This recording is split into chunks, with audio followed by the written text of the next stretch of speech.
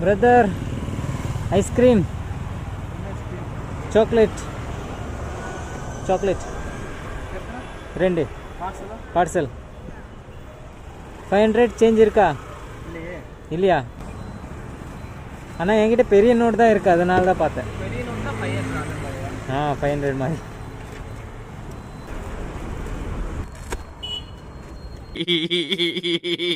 என்கிட்ட எல்லாமே பெரிய நோட் தான் இருக்குது, சேஞ்ச் கொடுங்க.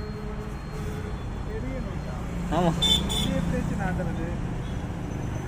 இதானே நோட்டு இருக்கா? Change prank video